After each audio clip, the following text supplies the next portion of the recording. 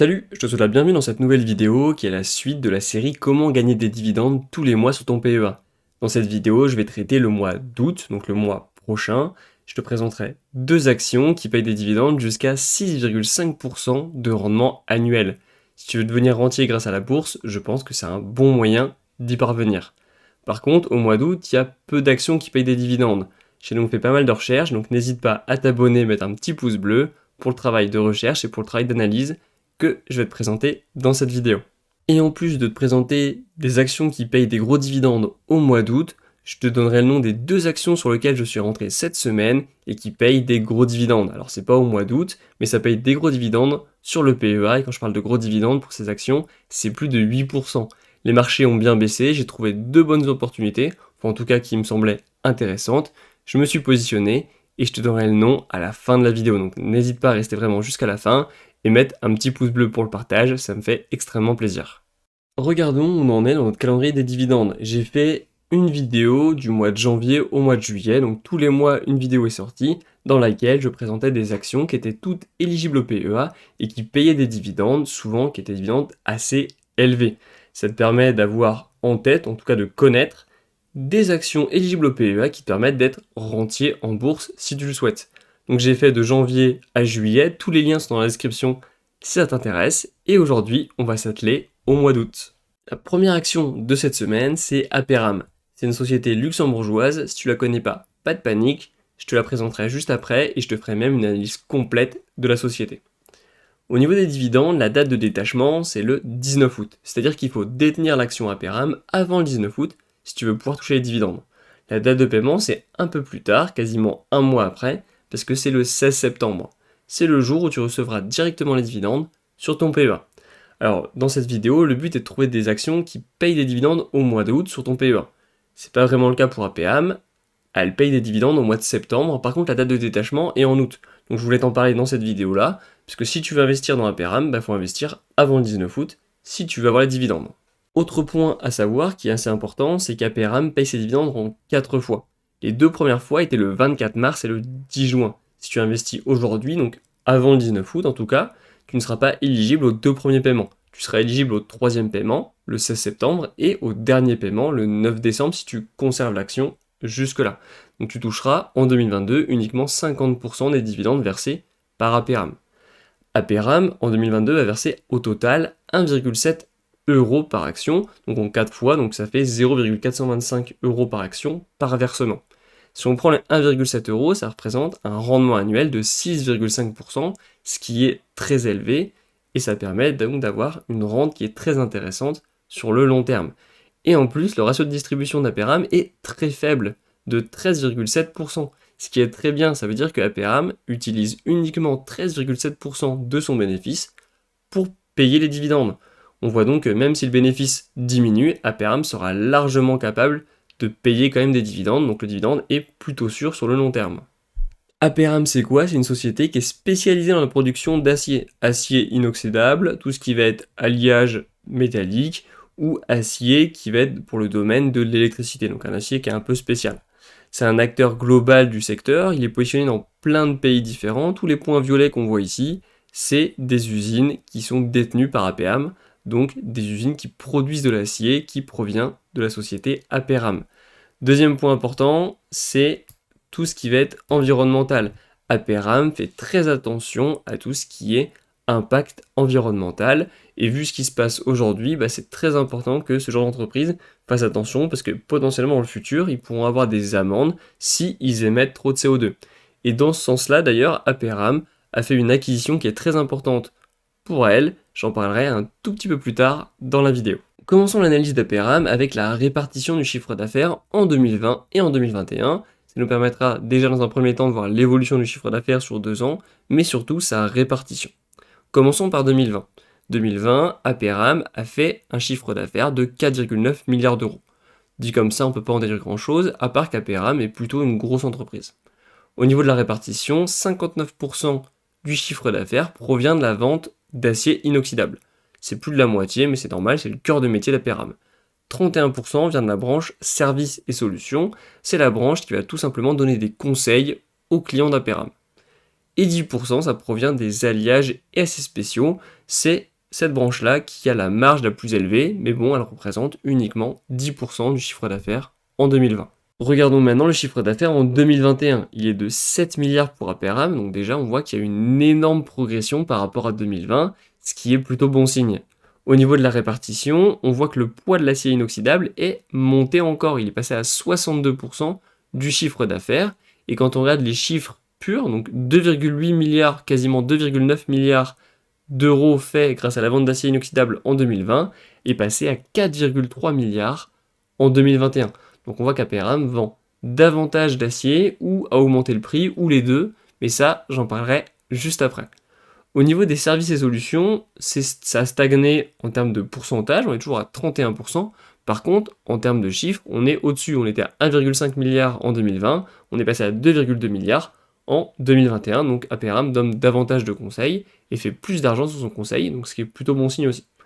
Au niveau des alliages et aciers spéciaux, on a diminué en pourcentage, on est uniquement à 7% du chiffre d'affaires en 2021. Par contre, le chiffre pur, donc l'argent qui est rentré, est monté. On était à 511 millions d'euros en 2020, on est passé à 518 millions d'euros en 2021.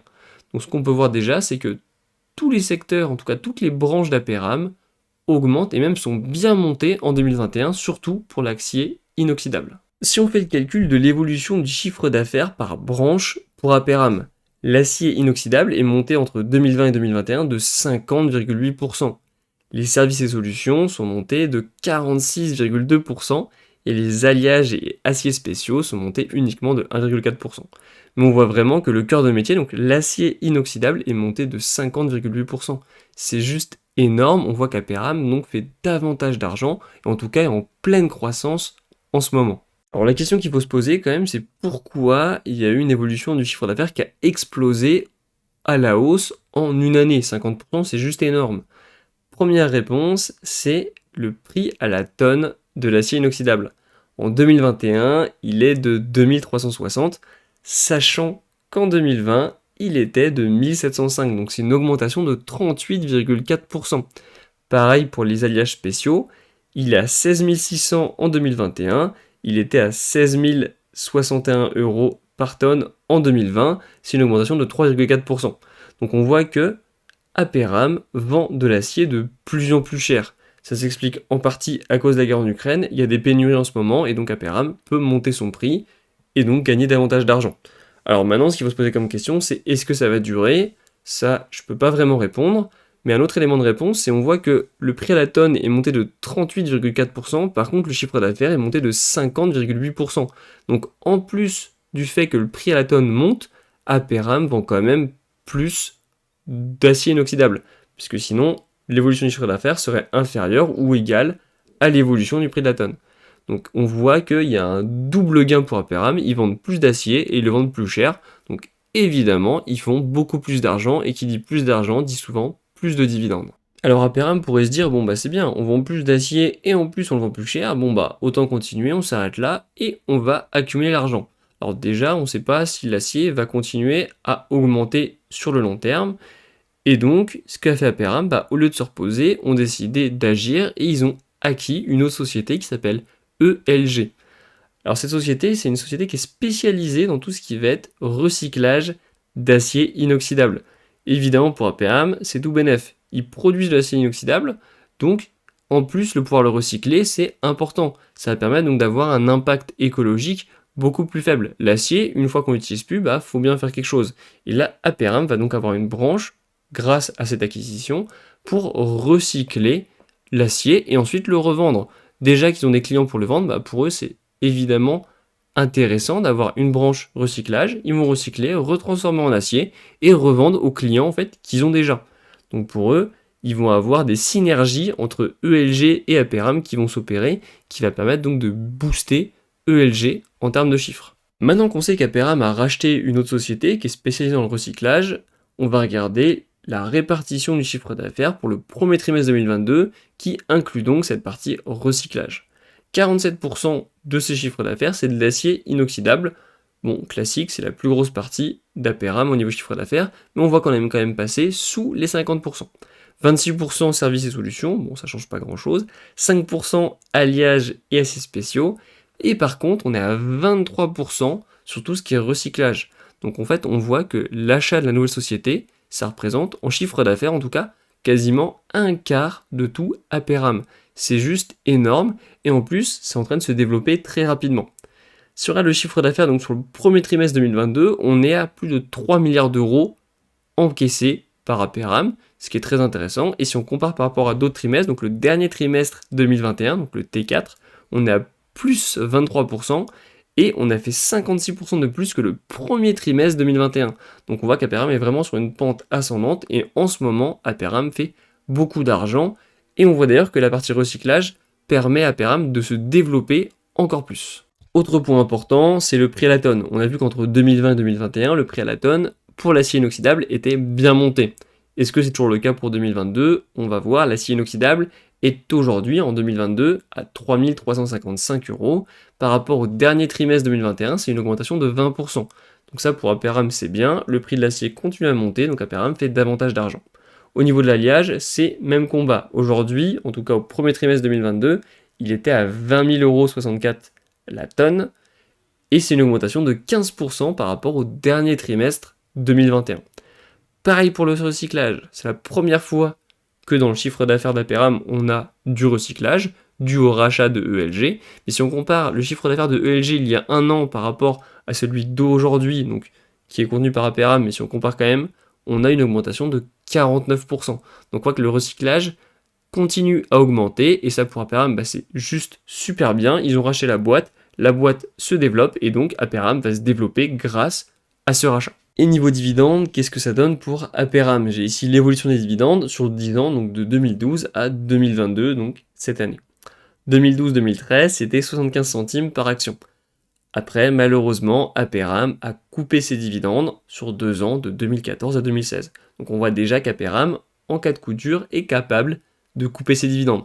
Alors on a vu aussi que c'était uniquement 13% de son bénéfice qui était versé sous forme de dividendes, donc c'est très peu, donc on peut se douter que ça n'arrivera potentiellement plus dans le futur, mais je ne suis pas devin, je ne peux pas le savoir. Depuis 2016, par contre, c'est bien monté. En 2017, on est passé à 1,25 € par action, c'est monté jusqu'à atteindre en 2020 1,75 € par action, et ça a stagné 2021-2022. Donc on voit même que pendant la période Covid, donc 2019, 2020, 2021, Aperam n'a pas baissé ou coupé ses dividendes, au contraire, Aperam les a augmentés ou les a stabilisés par exemple entre 2020 et 2021. Donc ça, c'est un message que je pense assez fort pour le futur. Aperam semble donc vouloir augmenter régulièrement ses dividendes, et ça, c'est très intéressant. On part d'un dividende déjà de 6,5%, donc ça c'est déjà très élevé, et en plus si Aperam continue à l'augmenter, et bien évidemment on va avoir un rendement qui explose année après année. La deuxième action de cette semaine, c'est Elekta, une entreprise suédoise que tu connais sûrement pas, mais pas de panique, je ferai une petite présentation juste après. On va commencer par les dividendes. La date de détachement, c'est le 26 août, c'est-à-dire qu'il faut détenir l'action Elekta avant le 26 août si tu veux pouvoir toucher les dividendes. La date de paiement, c'est 6 jours plus tard, le 1er septembre, c'est le jour où tu toucheras les dividendes directement sur ton PEA. Ce qu'il faut savoir pour Elekta, c'est qu'il y a déjà eu une date de paiement de dividendes qui est le 3 mars. Tu n'es donc pas éligible à cette date de paiement, tu auras uniquement donc 50% des dividendes de l'année 2020 d'Elekta. Et justement, la totalité de ces dividendes, c'est 2,3 € par action, qui sont donc payés en 2 fois. Et si on prend ces 2,3 € par action, ça représente un rendement annuel de 3,2%, ce qui est plutôt bon. Le ratio de distribution est de 73%. C'est plus élevé qu'Aperam, mais c'est pas non plus excessif. Elekta est largement capable de payer ses dividendes, en tout cas en 2022, puisqu'elle utilise uniquement 73% de ses bénéfices pour les payer. Elekta, c'est quoi? C'est une entreprise qui est spécialisée dans la vente d'outils aux cliniques permettant de détecter des cancers ou de faire des soins pour ceux qui sont atteints de cancer.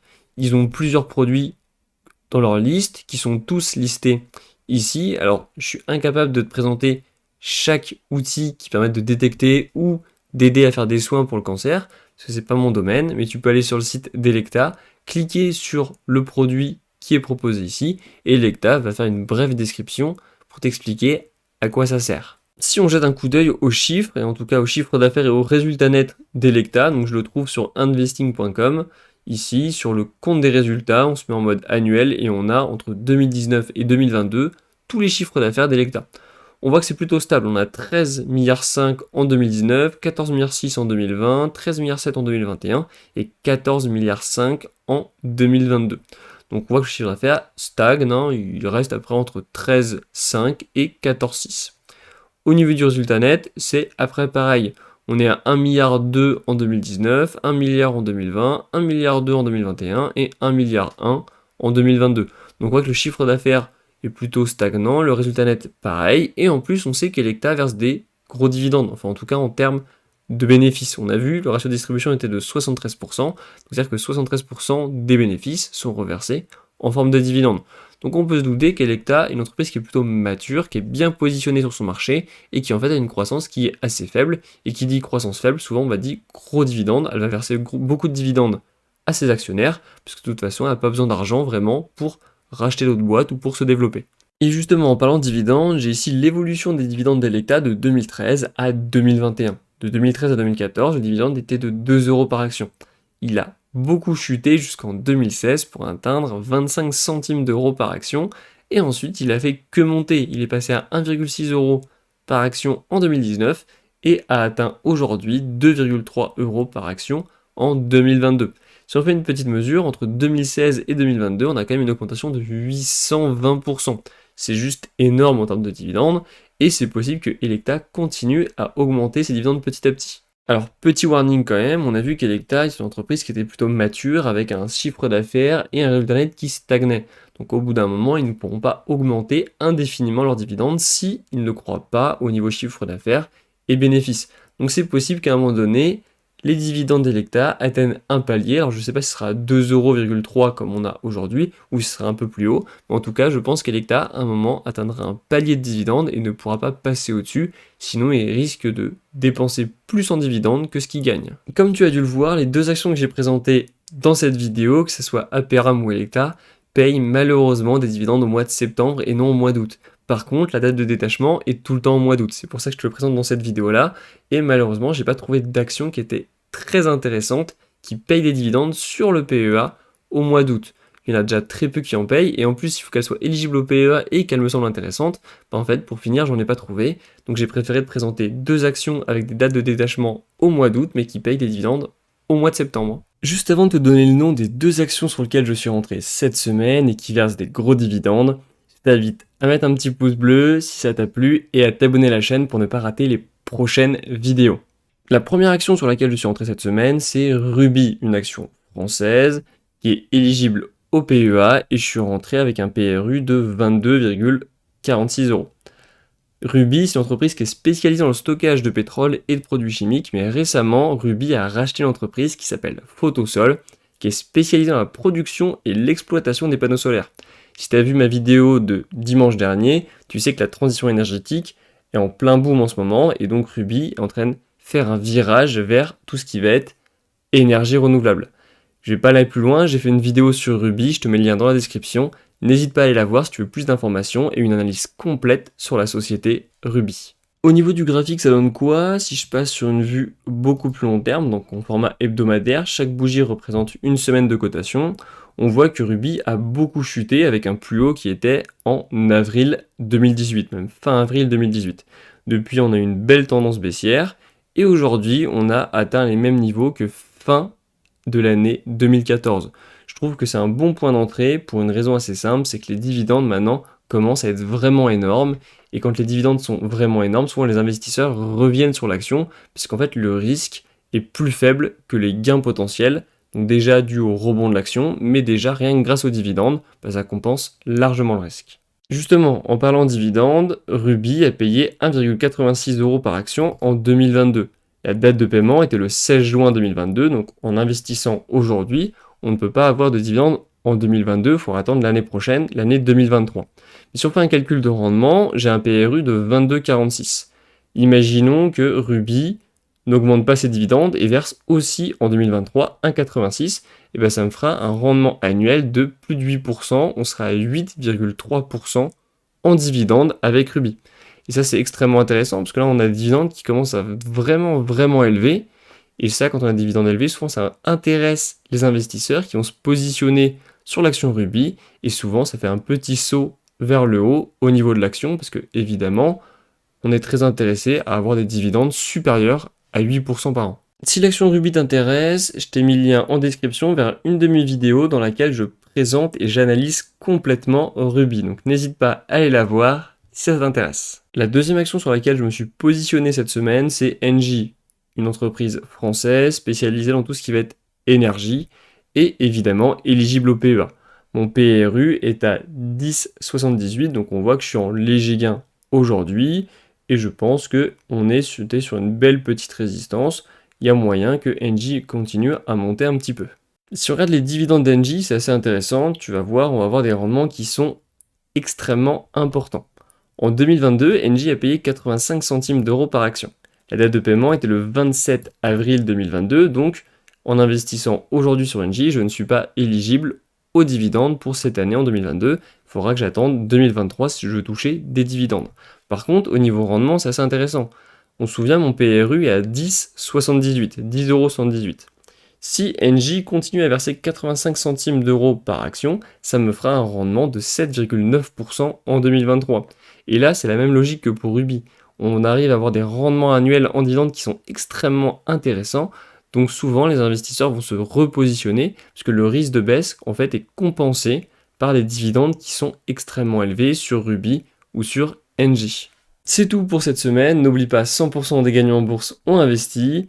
Et moi, je te dis à un peu plus tard, parce que je vais faire une petite pause dans mes vidéos, je vais prendre un petit peu de vacances, et j'en reviendrai mi-août avec des vidéos qui sont très intéressantes. Comment gagner des dividendes tous les mois, la série va évidemment continuer. Il y aura une vidéo fin août pour le mois de septembre, et je ferai également des vidéos sur des secteurs qui sont explosifs, dont j'ai déjà commencé à parler dans les vidéos précédentes, donc de dimanche dernier et dimanche d'avant sur la transition énergétique. Donc n'hésite pas à t'abonner pour rater aucune des vidéos qui vont arriver en août.